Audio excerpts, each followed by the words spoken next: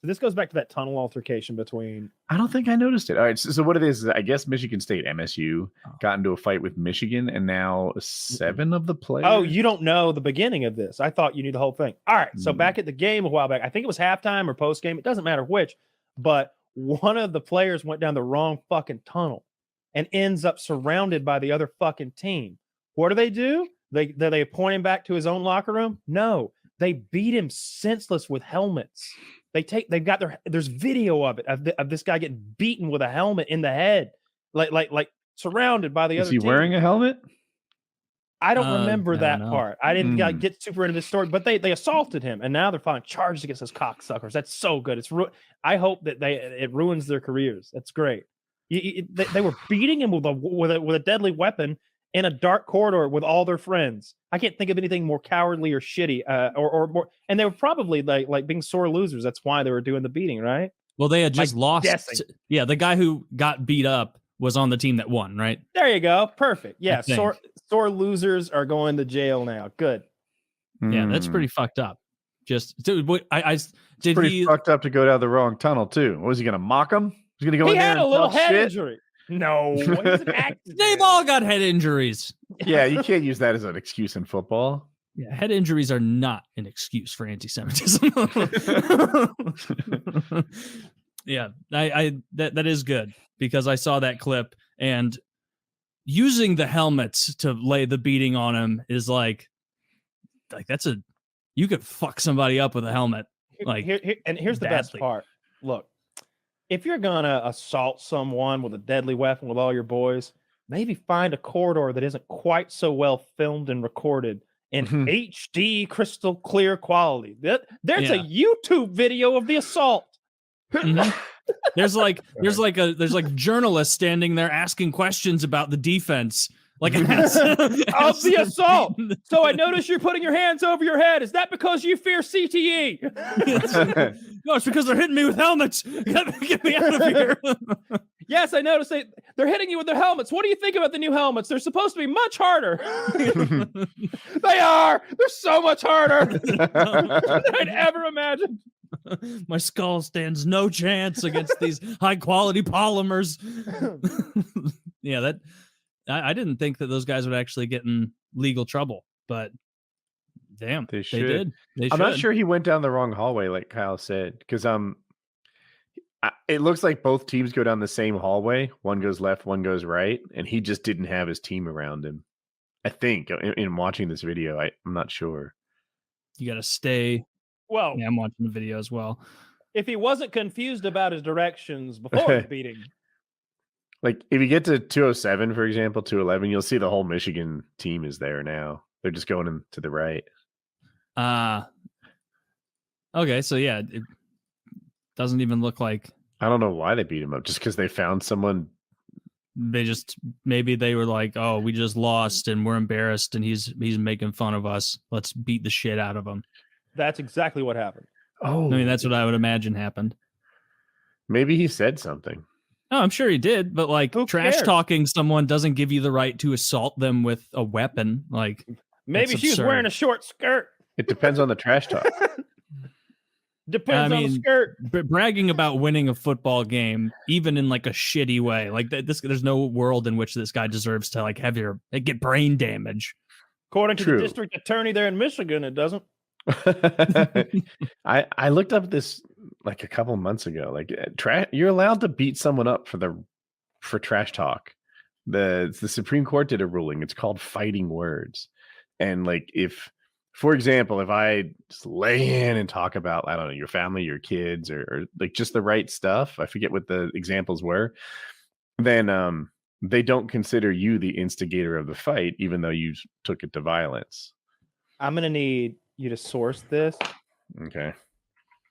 Because, and I'm not saying that fighting words don't exist, and at a core central station of our legal system, but Jesus Christ, how can that be? How can that be? But Jesus Christ, how can that be? No, Kyle, if you're super mean, you can cave their skull in. I just haven't seen it that like brought up a lot. when people would in fact talk shit and thereby get hit. It's a bit of a fuck around and find out type scenario. Like traditionally, you find out, and it's all good. You're telling me here that there may be legal not the case. information. Yeah, I'm looking at it. It's hard to read because there's at least 4 Supreme Court cases where they like talk about the scope of fighting words. Certain words produce a clear and present danger. They're not protected. They invite a dispute and cause unrest. In 1951, they held that certain fighting words that incite a riot create a career, and they're not protected by the First Amendment. I'm looking for more stuff here. I think this is about making clear and present threats to one's safety and life and other things that constitutes defending yourself, and things like yelling fire and yelling, crazy shit in public, right? Rather than a sort of Andrew Jackson style dueling society sort of interpretation. I'm trying to quickly come up to speed on this fighting word stuff. In Texas versus Johnson, 1989, the Supreme Court redefined the scope of fighting words, doctrine to mean that words that are a direct and personal insult are an invitation to exchange and fisticuffs. There, the court held that the burning of a United States flag, which was considered symbolic speech, did not constitute fighting words. Are you reading that or making it up? I read it. Not fighting words. Okay, I was like, that sounds right. That would have been a bizarre thing to make up. Like, this is just a bizarre top of the dome riff. But yeah, I think I know what you mean, Kyle. Yeah, I would like that though. I would like to live in a dueling society where 2 men could agree to duel one another. I think you'd see it a lot on the internet. Instead of people boxing, they'd be dueling. And I think you can, right? Can't you agree to duel? No. You can agree to mutual combat in the Northwest. I think maybe it's Washington or Oregon, one of the others. And the cops will stand back. Like, you always want to have a go at it? Hey, they're probably Canadian. And they'll just stand back and watch you. And that's all legal and good. But dueling involves, well, I think in the old cartoons, the guy who's challenging the other man who is the challenged gets to pick the weapon. I challenge you to a duel.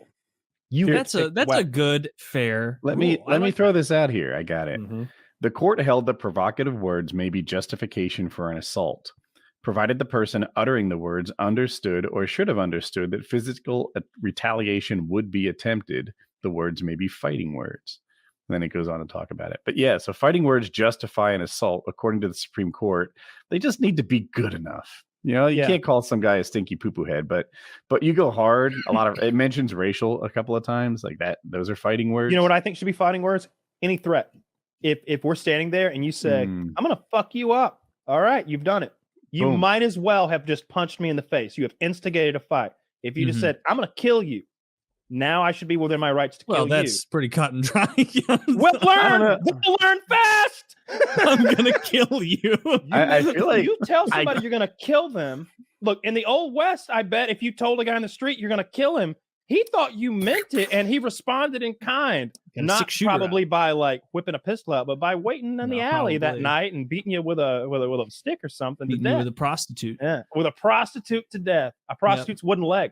No Beat her with a prostitute to death, then kill the prostitute. Perfect plan.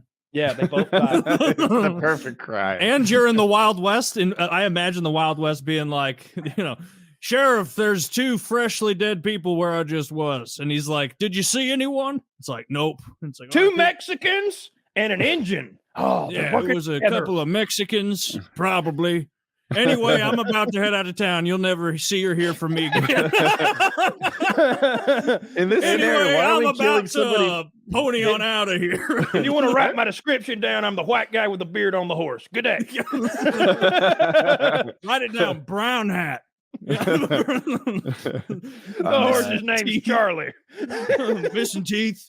Little racist. Just right away. There's no fingerprints. There's no DNA. The worst thing that could happen is someone got a good enough look at you to scrawl out some crude drawing of you that someone may recognize. Guess what happens if that person's not armed? You just waste people. It's Red Dead Redemption. They call me Kyle the Blinder because I'd blind everyone I did wrong. They'd never be able to. You just have to make up new voices in towns you go to again. Hello, I've never been here before. Probably just easier to kill anyone who's good enough at drawing to do a wanted poster. There's only one in town, right? There's It's the only Wild one West. wanted guy, and you pay him off with 6 cents. Yeah. That's Yeah, a good crime was a point. lot easier back in the olden days. I guess it's going to get progressively harder.